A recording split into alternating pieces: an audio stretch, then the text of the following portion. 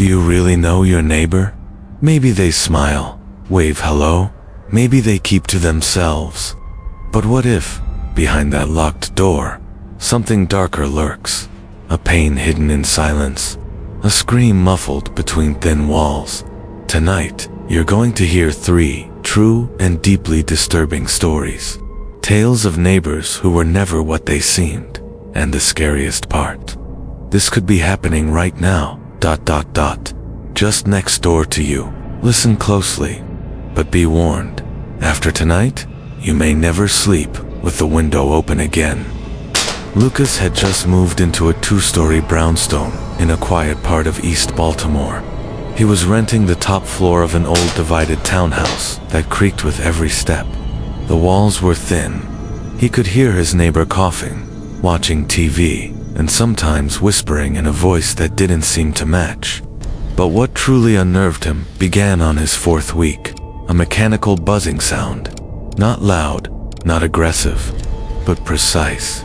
Every night at exactly 3:17 a.m.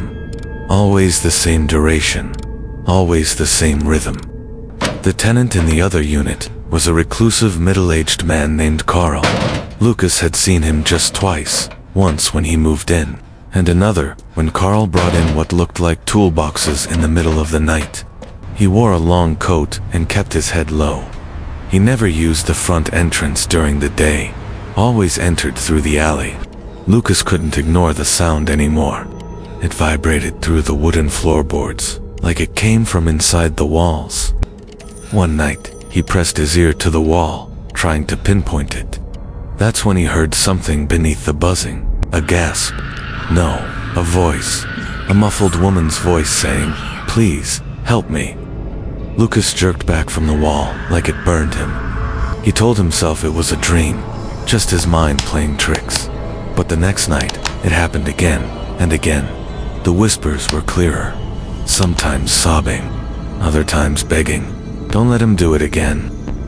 Lucas began recording the sounds on his phone. He even tried to isolate the audio, and one night, he played back a clip and heard something that froze his blood, a low, breathless scream. He considered calling the police, but what would he say? A weird noise through a wall, whispers no one else seemed to hear.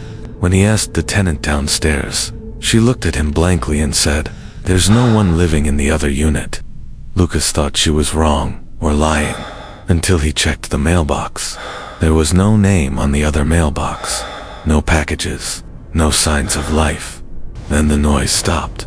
No more buzzing, no more whispers, just silence. Lucas should have felt relieved, but the silence felt wrong, heavy. 2 nights later, the hallway reeked of rot, like old meat. He finally called the property manager. The door to the other unit was unlocked. Inside, the place was stripped bare, windows sealed with foam, walls lined with thick insulation. In the center of the room, an old dental chair with leather straps. Around it, drill bits, custom tools, and jars. Dozens of mason jars with hand-labeled notes: esophagus, ocular nerve, tongue. The walls were covered in photos, women. Some looked asleep, others clearly weren't. In every photo, the same chair, the same corner. A single note was pinned to the wall. "They talked to me when I drilled just right." Carl was never found. His name never existed on the lease. The police uncovered nothing. Lucas moved out, changed states. But every so often, at 3:17 a.m., his phone buzzes. No number, just static. And sometimes, faintly, a whisper. Horror doesn't knock. It drills its way in, scribbled on the back of a dental x-ray. Camila had just bought her first home in a quiet Boise suburb, a small friendly street with white fences and tidy lawns. Her neighbor, at 207 Sycamore, was Esther Davis, a polite old widow who wore wide-brimmed hats and served peach cobbler on paper plates. She called Camila darling and spoke with a sweet southern lilt. But she had one odd habit. Every night, just before midnight, the light in her basement turned on. Camila never saw anyone visit Esther. No family, no church friends. She barely left the house, but the house was always clean. Too clean. The lawn trimmed perfectly. Curtains always closed. A faint lavender scent hung around the property, mixed, sometimes, with something coppery and strange. Late one evening, Camila saw Esther dragging a heavy black duffel bag from the back of her car into the basement. She moved slowly, but the bag looked weighty and wet. A dark trail followed her across the patio. Camila felt something twist in her stomach. A few days later, Esther stopped appearing. No light in the living room, mail piling up. Camila knocked. No answer. Eventually, she called a non-emergency line and reported concern. When deputies arrived, the door was unlocked. What they found inside was like a shrine to absence. The home was filled with antique furniture, porcelain dolls, and photos of strangers. Not family, strangers. Each photo was labeled on the back with first names only. In the basement, they found the light still on, and beneath the floorboards, a cemented pit. Inside, bones. Dozens of skeletons, neatly stacked. Some wrapped in fabric, a few adorned with jewelry, lockets, even pacifiers.